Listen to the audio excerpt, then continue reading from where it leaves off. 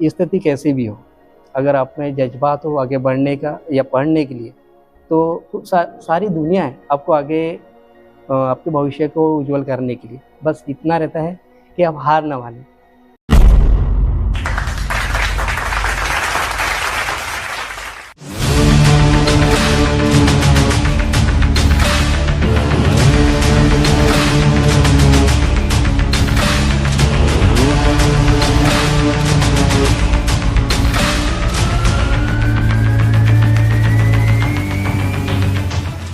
नमस्कार, मैं ऋषभ राज पाठक आपका स्वागत करता हूँ लीड लैब के मंच पर। जिस प्रकार हम विभिन्न क्षेत्रों के दिग्गजों से आपको मिलाते हैं, उसी प्रकार एक दिग्गज जो कि पैथोलॉजिस्ट भी हैं और समाज सेवा का कार्य भी करते हैं, mister Ajay Pawar sir. Sir, आपका स्वागत है लीड लैब के मंच पर। सर, एक छोटा सा परिचय आपका हमारे दर्शकों के लिए। नमस्कार। सबसे पहले तो मैं आपका धन्यवाद दूंगा कि आपने मुझे मंच पे कुछ बोलने का मौका दिया। मेरा नाम अजय पवार, मैं अपने पेशे से पैथोलॉजी डिपार्टमेंट से हूँ और साथ ही साथ एक सोशल वर्कर के रूप में कार्य करता हूँ। बुरहानपुर जिले से ग्रामीण क्षेत्र गंभीरपुरा में निवास करता हूँ। जी सर। सर, ये गंभीरपुरा से आप बिलोंग करते हैं। जी।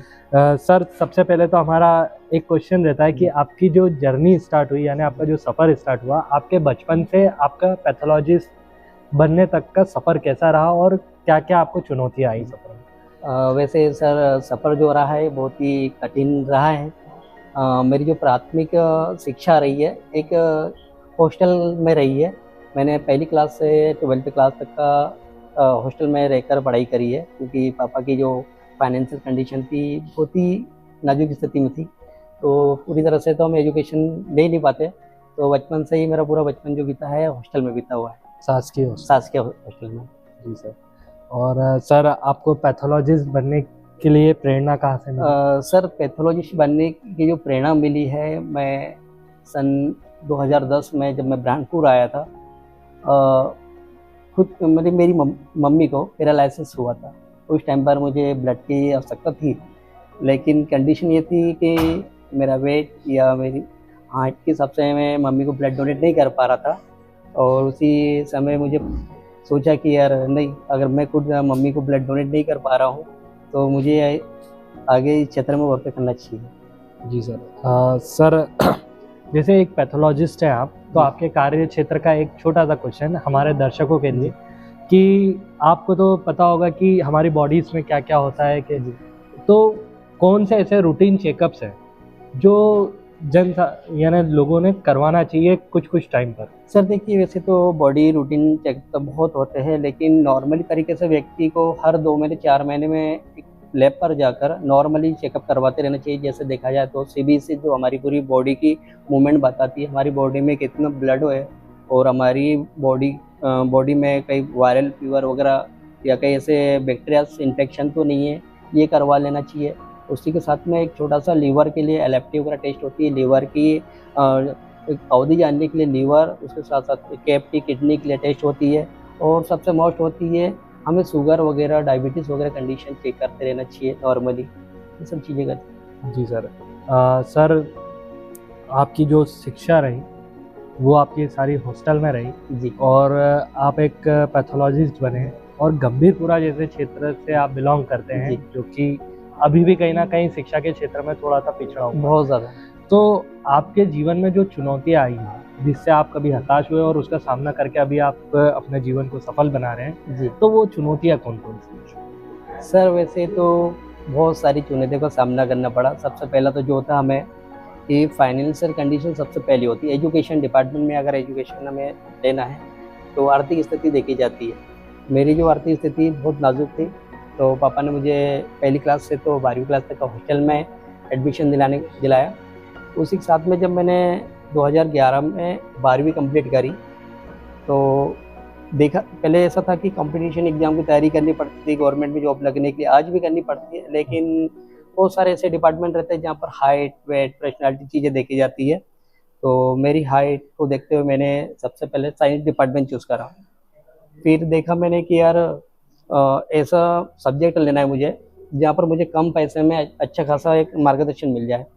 तो कुछ कॉलेजों में रूल चलता है कि स्कॉलरशिप बैच वगैरह एडमिशन वगैरह, मैं 12th में अच्छे परसेंटेज से पास हुआ था, तो मुझे पैरामेडिकल डिपार्टमेंट में स्कॉलरशिप बैच पे सीट मिल गई थी, जो अपनी ब्रजमोहन मिश्रा जो बिम्स कॉलेज है झिरी में, वहाँ पर मुझे पैरामेडिकल डिप्लोमा में एडमिशन मिला था। डिप्लोमा में मैंने 2013 से लगा के 2016 तक का डिप्लोमा क्लियर करा। उसी के साथ में प्रैक्टिस के गवर्नमेंट कॉलेज मिली और गवर्नमेंट हॉस्पिटल में मैंने ट्रेनिंग पूरी करी।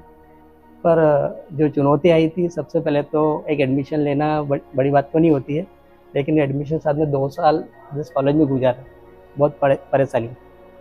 मैंने बुरहानपुर में 2013 में आया, पहले रूम लिया, रूम का किराया भी मैं नहीं भर पाया। तो मैंने देखा कि कॉलेज का टाइम मैनेज करते हुए मुझे पार्ट टाइम जॉब मिले, पर वैसा जॉब तो नहीं मिल पाई।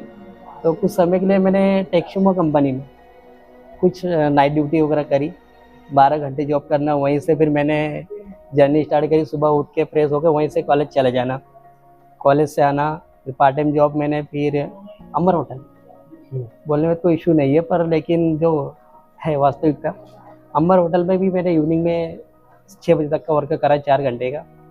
तो बहुत सारी परेशानी बस फाइनेंशियल से आई, फिर धीरे धीरे जॉब इस तरह से इनकम आने लगी, तो पढ़ने में ज़्यादा कठिनाई नहीं है।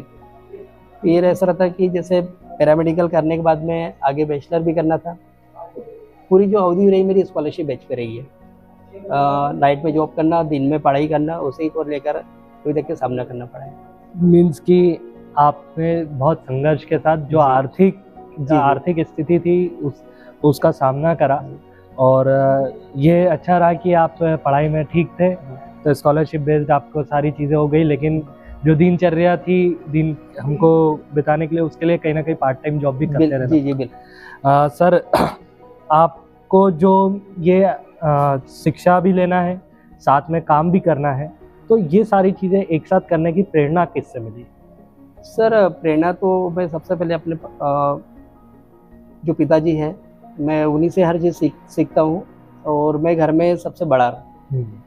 तो मैं घर में अगर एक रूम का रेंट भी मांगूँ तो मुझे पहले 10 बार सोचना पड़ता है, क्योंकि मेरे साथ में मेरे कुछ फैमिली में 4-5 रही है, वो लोग भी ग्रामीण क्षेत्र में शिक्षा कहीं ना कहीं ले ही रहते हैं, और पापा मजदूरी पर इतने बड़े परिवार को चलाना पॉसिबल नहीं था। तो हर जो परेशानी पापा फेस कर जाते थे, अगर प्यार से मांगो पापा की मुझे किराए की ज़रूरत है, पापा सोचते नहीं, वो हमें दे देते। लेकिन जो पैसा दे रहे उसके पीछे बहुत सारी चीज़ें रहती हैं। तो मैं सबसे पहले तो अपने पिताजी को अपनी प्रेरणा मानता हूँ कि उन्हीं से मुझे हर चीज़ सीखने को मिलता है।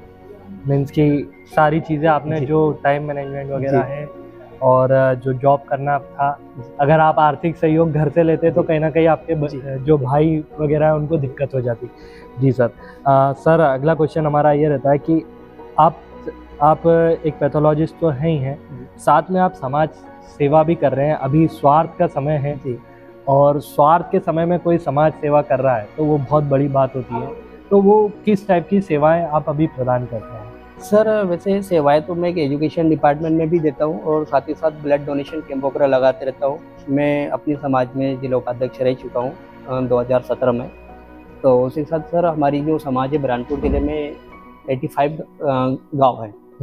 तो हमारे समाज में बहुत सारे त्यौहार वगैरह रहते हैं। तो हम लोग क्या करते हैं कि ग्रामीण क्षेत्र पे इकट्ठे होते हैं।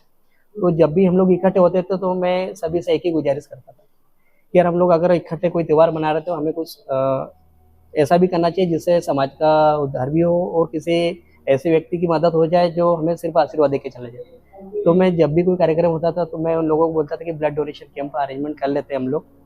तो बहुत लोग उस समय मुझे तो बोलते थे यार कि इससे क्या फ़ायदा होगा, इससे क्या फ़ायदा होगा। लेकिन जब मैं बुरहानपुर में था तो कहीं ना कहीं जो मेरा धुलकोट जो क्षेत्र से मैं बिलोंग करता हूँ, वो आज भी ऐसा क्षेत्र सर कि एनीमिक कंडीशन से आज भी है। शिकल सेल हो, एनीमिक हो, वहाँ से जो पेशेंट यहाँ आते थे धुलकोट में, तो कहीं ना कहीं हमारे परिचित कोई ना कोई निकलता था, उन्हें ब्लड की ज़रूरत पड़ती थी।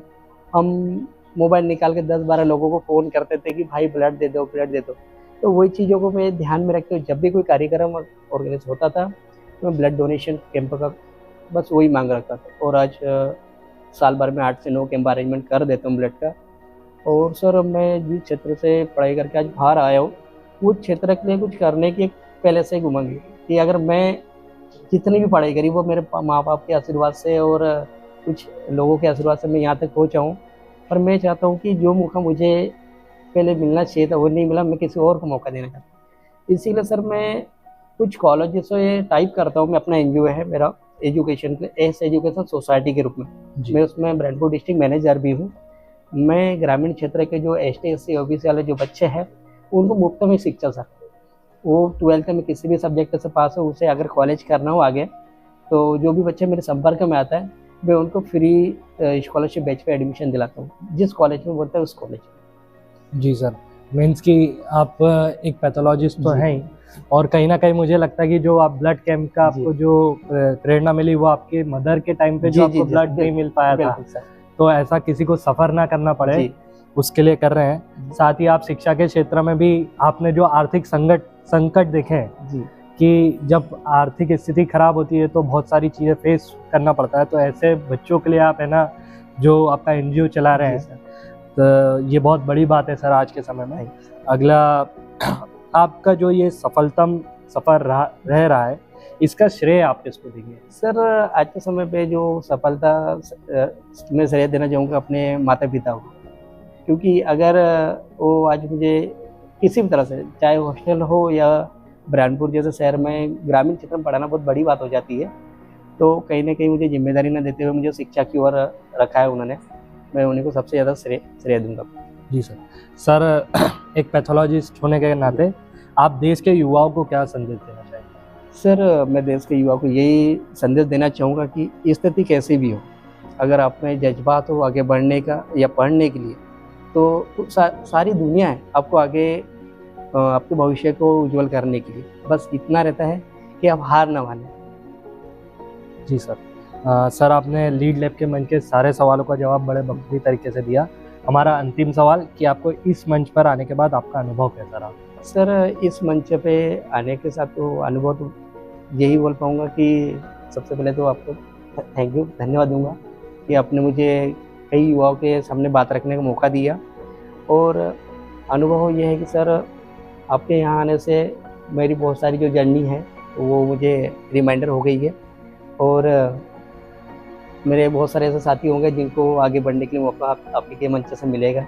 बिल्कुल। सर हमारी टीम को विश्वास है कि जिस तरीके से आप एक पैथोलॉजिस्ट है और आपने जिस तरीके से कैंप लगाए, ब्लड कैंप, कहीं ना कहीं हमारे युवा साथी उससे प्रेरणा लेंगे और जब भी उनको मौका मिलेगा वो ब्लड डोनेशन के लिए आगे आएंगे। आपका बहुत बहुत धन्यवाद। Thank you sir.